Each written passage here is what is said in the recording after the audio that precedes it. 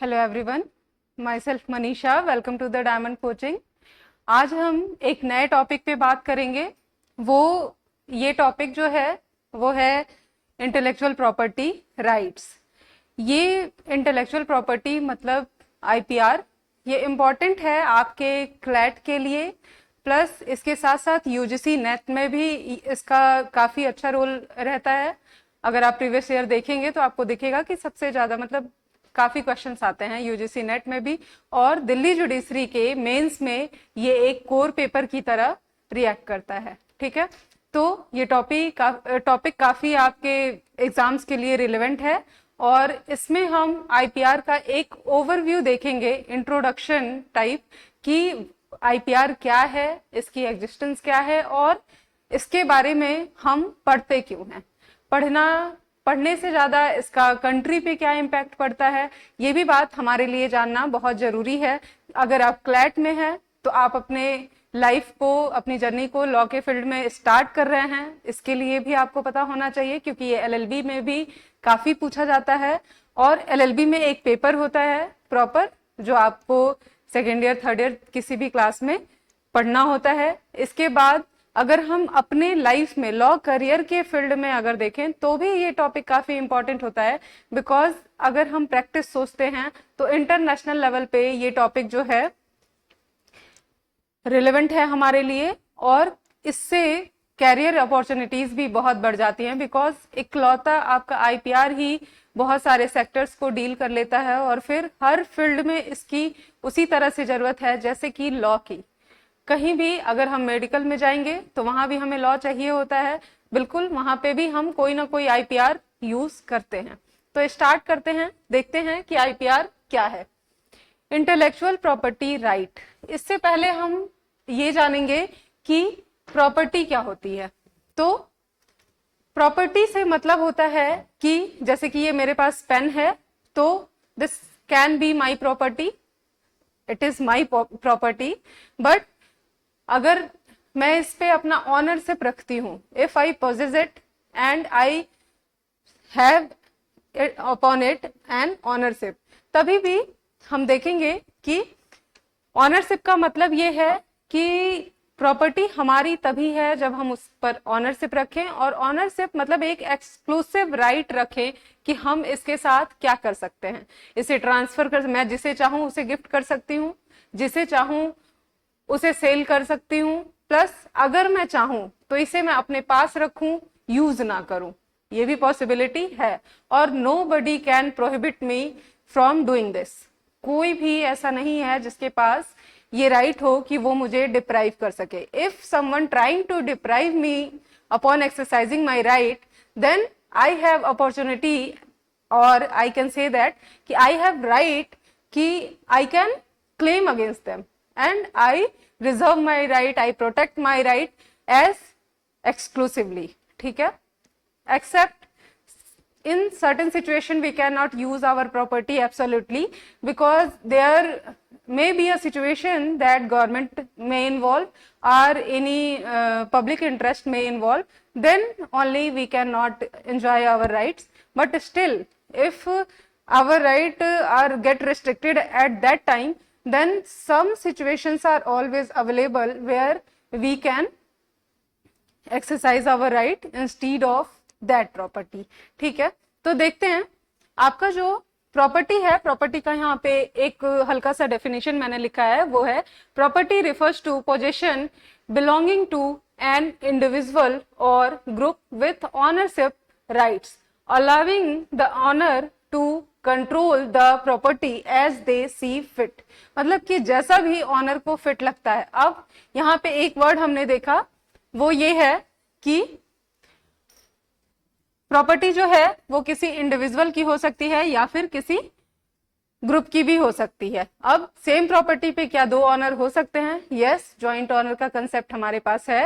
In that situation, after this, यहाँ मैं property को बहुत ज्यादा डिस्कस नहीं करूंगी, क्योंकि प्रॉपर्टी बस मैंने इसलिए बताया कि प्रॉपर्टी होती क्या है।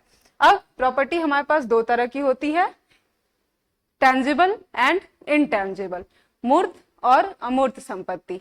मतलब कि जिसे हम देख पाते हैं, रख पाते हैं, वो है, और दूसरा एक ऐसा प्रॉपर्टी होता है जिसे हम अपने सामने न देख पाते हैं ना रख पाते हैं, तो आईपीआर। अब आते हैं हम इंटेलेक्चुअल प्रॉपर्टी पे। इंटेलेक्चुअल प्रॉपर्टी जो है वो होती है the property which emanates from the exercise of human being. ठीक है, अब एक ऐसी प्रॉपर्टी, जैसे कि अगर मेरे पास लैंड है, then I can buy, I can not create any land. अगर हम देखें तो क्रिएट नहीं कर सकते हम लैंड को। I have this pen but I can not manufacture it. ठीक है, maybe if I am a scientist then I can, but normally I can not do this. If I have a bike then also I can not create it. तो एक मतलब अगर हम intellect की बात करें, which we can create by using our mind. जैसे कि स्टार्टिंग अगर हम एंशिएंट टाइम में देखें तो लोगों के पास कोई भी सोर्सेज नहीं होते थे कि वो कैसे चीजों को डेवलप करें, कुछ बनाए। धीरे धीरे उनने आग ढूंढा, पर वो सर्च किया। इसके बाद बहुत सारी चीजें हैं जो डिस्कवर होती गई, जो पहले से थी। डिस्कवरी को हम इंटेलेक्चुअल प्रॉपर्टी नहीं कहते हैं, बट कुछ चीजें जैसे कि हमने इन्वेंट किया, कि हम आज अपने इन्वेंशंस के वजह से, अपने क्रिएशंस के वजह से क्या कर सकते हैं, मार्स पे जा सकते हैं। उसके बाद अगर हम नॉर्मल लाइफ में देखें तो कुछ भी बना सकते हैं, जैसे कि लाइट है। इसके बाद वाटर तक हम रिफाइंड फॉर्म में पी रहे हैं। फिर ये सब चीजें इन्वेंशन है, किसी ना किसी तरह का इन्वेंशन हुआ है। तो यहाँ पे जब कोई पर्सन क्या करता है, अगर अपने माइंड को यूज करके कोई भी प्रॉपर्टी क्रिएट करता है, तो उसके पास राइट है कि वो उस प्रॉपर्टी पे ऑनरशिप रख सके, उसके ट्रांसफर को, उसके असाइनमेंट को कंट्रोल कर सके, प्लस उसके यूज पे भी वो कंट्रोल रख सकता है। ठीक है, यही एक ऐसा मतलब ये छोटा सा डेफिनेशन है आईपीआर का कि व्हाट इज इंटेलेक्चुअल प्रॉपर्टी। और आईपीआर, आईपीआर मतलब इंटेलेक्चुअल प्रॉपर्टी राइट। हम उस प्रॉपर्टी पे जो राइट ऑनर को देते हैं, वो राइट जो है वो इंटेलेक्चुअल प्रॉपर्टी राइट होता है। ये राइट दो तरह के होते हैं, पहला है सिविल और criminal.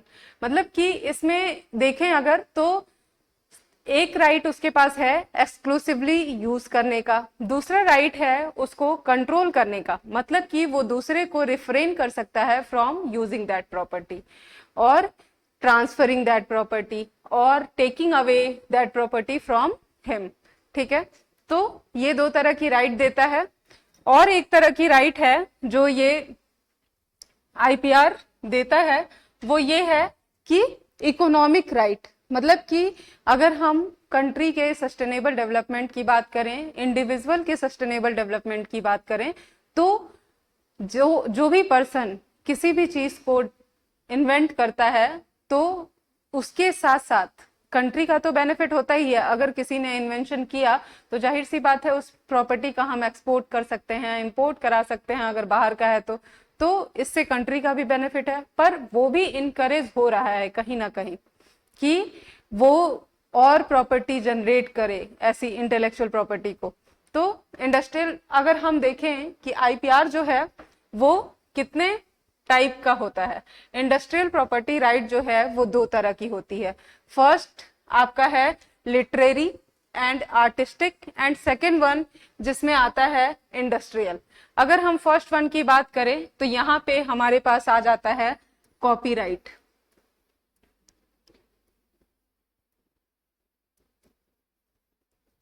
Right and related right. ये हम कॉपीराइट और रिलेटेड राइट इसलिए कहते हैं क्योंकि कॉपीराइट में 3 पर्सन्स को राइट मिलता है, इसी वजह से रिलेटेड राइट है। मतलब जो परफॉर्मर है, कोई भी अगर कोई आर्टिस्टिक वर्क करता है, म्यूजिक बनाता है या फिर कोई ड्राइंग बनाता है, कोई पेंट कर रहा है, तो ऐसे पर्सन्स को हम क्या कर सकते हैं, प्रोटेक्शन दे सकते हैं। वो पर्सन अपने प्रॉपर्टी को under the copyright act protect करा सकता है। सेम सिचुएशन में सेकंड प्रॉपर्टी जो है वो है इंडस्ट्रियल। अब इंडस्ट्रियल जो है इंडस्ट्रियल प्रॉपर्टी आपकी आती है वो है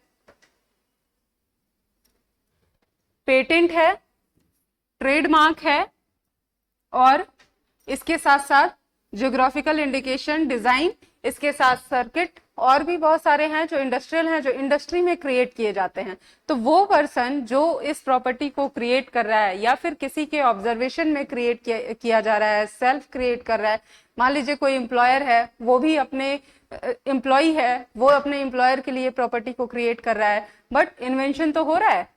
अब हम जब किसी इंस्ट्रूमेंट्स को बनाते हैं, मतलब कोई मशीन बनाई या फिर कोई प्रोसीजर, मेडिसिन बनाया, तो वहां पे हम अपने पेटेंट को यूज करते हैं। उस चीज का हम पेटेंट करा सकते हैं और उसके बाद उससे क्या होगा कि आपकी जो प्रॉपर्टी है जो आपने क्रिएट की है वो प्रोटेक्ट हो जाएगी। पेटेंट के लिए आपके पास एक्ट है। अगर हम पहले बात करें कि ये एक्ट जो है वो आए कैसे, तो सबसे पहले आपका एक पेरिस कन्वेंशन था जिसमें फर्स्ट टाइम पेटेंट की बात की गई थी। उसके बाद बर्न कन्वेंशन हुआ जिसमें कॉपीराइट के प्रोटेक्शन की बात हुई। फिर WTO हुआ, टीओ हुआ, मतलब वर्ल्ड ट्रेड ऑर्गेनाइजेशन, जिसमें क्या हुआ कि वर्ल्ड ट्रेड मतलब कि ट्रेड, इंटरनेशनल लेवल पे ट्रेड को प्रोटेक्ट करने की बात हुई। अब इसके बाद से फिर आता है आपका वाइपो, एक ऐसा ऑर्गेनाइजेशन है, वर्ल्ड इंटेलेक्चुअल प्रॉपर्टी ऑर्गेनाइजेशन। वो क्या करता है कि प्रोटेक्ट करता है, एक ऐसा ऑर्गेनाइजेशन है जो प्रोटेक्शंस के लिए स्कीम्स बनाता है, प्लस उसके साथ साथ स्कीम के बाद और भी लोगों को इनकरेज करता है, फिर लोगों को फंडिंग देता है कि इंटेलेक्चुअल प्रॉपर्टी होनी चाहिए, एजुकेशन प्रोवाइड करता है। ये सारा काम आपके वाइपो का है। फिर आते हैं जियोग्राफिकल इंडिकेशन, ये भी एक टाइप का जीआई, काफी फेमस है इंडिया में, इतने सारे प्रोडक्ट्स जीआई के थ्रू प्रोटेक्टेड हैं। अगर तो जीआई जो है ये रूरल लोगों के लिए काम करता है, मतलब कि अगर कोई बहुत बेसिक रूट्स पे है, अगर ऐसा नहीं होता कि जीआई मिलेगा तो किसे पता था कि टेराकोटा क्या होता है, किसे पता था कि जो पेठा है वो भी ऐसी भी चीज कभी प्रोटेक्ट की जा सकती है। ऐसे तो सबको ही लगता है कोई भी हलवाई बना सकता है। फिर डिजाइन है, किसी भी डिजाइन को हम प्रोटेक्ट कर सकते हैं अंडर द डिजाइन एक्ट। फिर आता है आपका ट्रेडमार्क, ये जो है ये काम करता है ट्रेड को डिस्टिंग्विश करने का, और इसके थ्रू क्या होता है कि अगर किसी भी पर्टिकुलर बिजनेस को हम ट्रेडमार्क देते हैं कोई, तो जो परचेजर है, जो भी कंज्यूमर है, उसे उसका जो कंफ्यूजन है वो दूर हो जाता है। वो कंफ्यूज नहीं होगा कि वो राइट प्रोडक्ट खरीद रहा है या नहीं खरीद रहा है। ठीक है, यहां तक आपका रहा आईपीआर। और इसके बाद अगर हम देखें कि बाकी कन्वेंशंस को फॉलो करके, ट्रिप्स को फॉलो करके हमने अपने इंडिया में बहुत सारे एक्ट बनाए हैं जो कि अलग अलग पढ़ने होते हैं सबको। तो हमने बनाया है पेटेंट एक्ट, पेटेंट एक्ट है हमारे पास, फिर ट्रेडमार्क एक्ट है, कॉपीराइट है,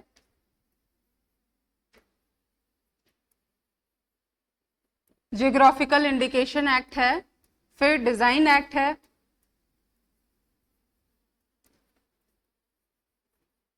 ये सारे हमने ट्रिप्स को फॉलो करते हुए बनाया। ट्रिप्स जो है एक ट्रेड एग्रीमेंट है जो जितनी भी इंटेलेक्चुअल प्रॉपर्टी है उन्हें प्रोटेक्ट करना, उनका ड्यूरेशन क्या होना चाहिए, प्लस उसके साथ साथ उनके ऊपर जो ऑनर्स हैं उनकी राइट क्या है, फिर उनके लाइबिलिटीज क्या हैं, ये सब बताता है। और ये जो एक्ट्स हैं ये सेपरेटली आपके प्रोडक्ट को, जो भी प्रोडक्ट इनके अंतर्गत रजिस्टर्ड होने हैं, उन्हें कैसे प्रोटेक्ट करना है, उनका ट्रांसफर क्या होगा, सारे प्रोसीजर बताता है। और प्लस प्रोसीजर के साथ साथ उसमें लाइबिलिटीज, बेनिफिट सब कुछ बताता है जो हमारे लिए फॉलो करना इंपॉर्टेंट है। अगर हमने अपने प्रॉपर्टी, कितनी भी प्रॉपर्टी हम क्रिएट कर ले, बट अगर हमने उसे रजिस्टर नहीं कराया तो हमारे पास कोई मतलब इक्विटी है कि आप कंपनसेशन ले सकते हो, बट इतना भी ब्रॉड नहीं है कि आप उसे प्रोटेक्ट कर लो। उसके बाद अगर किसी ने बाद में भी क्रिएट किया तो वो उसे रजिस्टर करा सकता है। जिसने फर्स्ट रजिस्टर कराया है उसी की राइट को प्रायोरिटी मिलती है। ये ट्रिप्स का है।